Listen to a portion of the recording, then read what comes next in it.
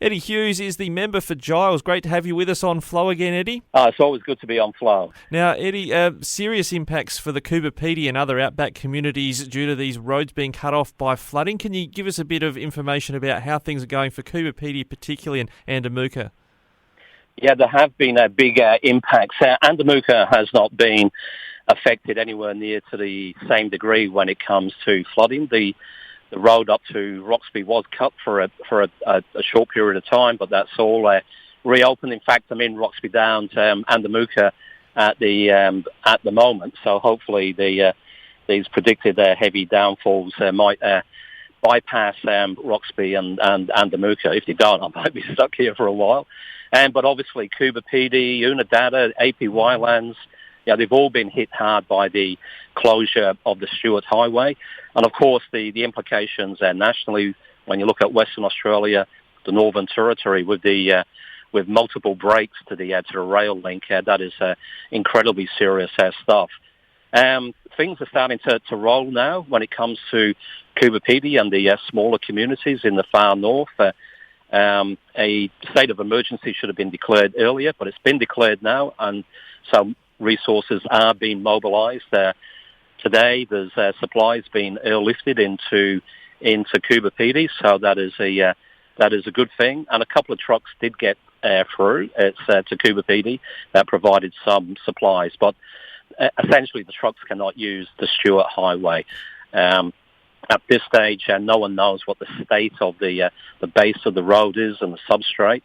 And putting trucks over it could end up doing a lot more damage to the road, which is not something we want to see. Yeah. So we've got the Defence Department now getting busy and assisting their communities. I think we've also got private fixed-wing aircraft as well. I guess one of the positive things people were getting concerned about medication. So the Rex flight today is delivering medication for the chemist and the hospital at Coober Pedy. So that base has been covered. Now, we might be in this situation for some time, especially if these additional heavy rains come through and impact on the areas that have already experienced damage. Now, I spoke with Jeff Brock, who's running for the seat of Stuart. He said there needed to be more state and federal funding allocated or provided into regional areas. It would appear that in some places the road and rail network's been put under the stress test and failed in these flooding circumstances. Well, clearly it's been put under the stress test and failed.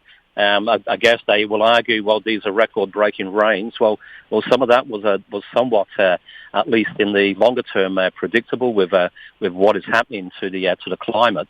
But there is now an opportunity here to fully assess what has happened and actually build in some resilience to our road and rail system, so that with rain events like this in the future, we don't have a repetition of the impact that we're now seeing on our northern communities, the Northern Territory and Western Australia. So we need to invest money into fixing up our rail system and making it fit for purpose for the next 100 years. And the same with our road system. The fact that there's 500 metres of road out near Glendambo is on a national highway is not acceptable. So let's use this opportunity now. Let's do the assessment and invest the money to ensure that this does not happen again. And the other thing that needs to be taken into account, there's a lot of people in northern communities that rely upon tourism. There's William Creek. There's the Coober Pedy. People have been doing it hard because of COVID, and now they've got this on top of it.